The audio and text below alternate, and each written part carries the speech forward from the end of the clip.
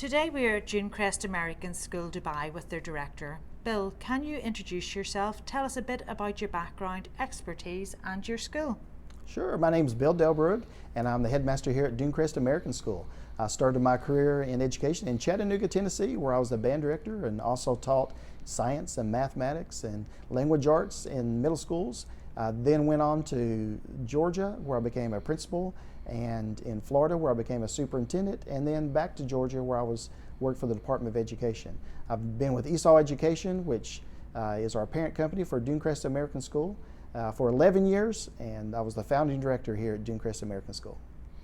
In this video, we're asking school leaders to paint us a picture for the SchoolsCompared.com viewers of what schools will look like in the future.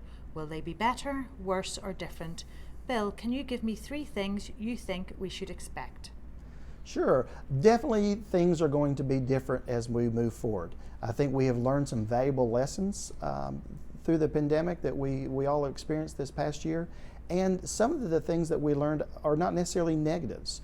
I think we learned very much so that there must be an element of people to people, face to face with any type of learning that we do, and whether that's in a distance learning situation or whether it's in a bricks and mortar building, is that face to face contact with a teacher is vital in all subject areas. So I think whether you have to do your learning through technology or whether you do your learning face to face, we have to emphasize the importance of people contacting with each other and answering questions, and that give and take with a teacher. That is so vital.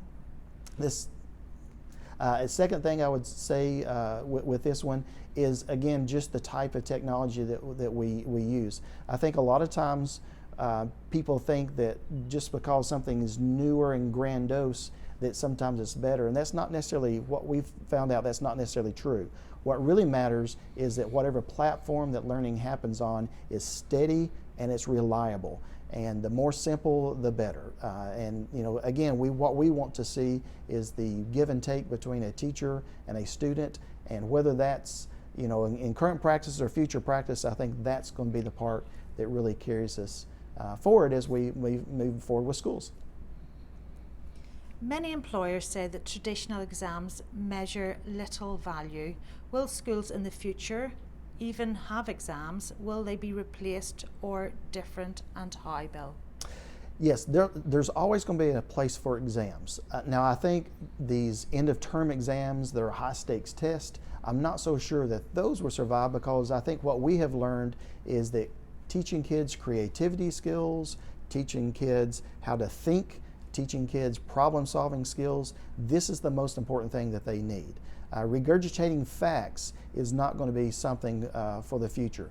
The bottom line is you can look up on a phone any type of dates or basic information. Those, what we call the low blooms questions, which is the regurgitation of facts and figures, that's not going to be something that's important for the future. What will be important for the future is you take a situation that the community is struggling with, or a need that community has, and how do you problem solve that need or that problem.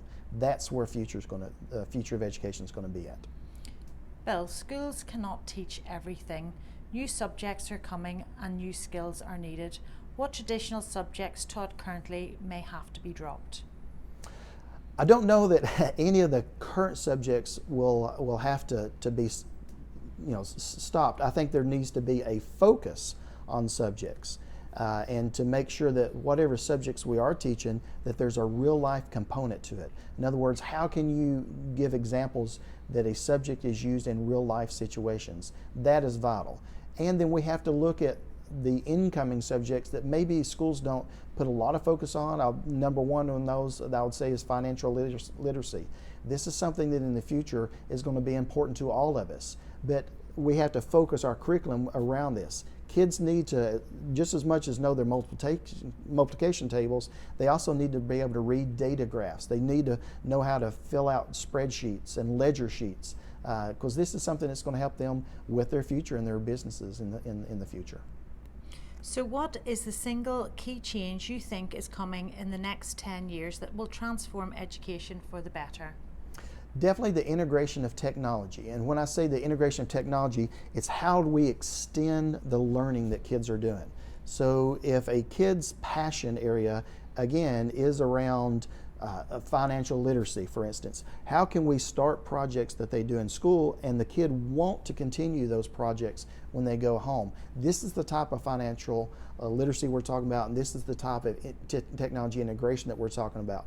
It's not necessarily getting on Facebook or WhatsApp and stuff like that. That's simple uses of social media. That is not an integration of technology. Technology is how you're extending your learning throughout the evening to where school really doesn't stop. Bill, thank you for today, and great to be back in Dunecrest. Thank you, Schools Compared. We appreciate you being here.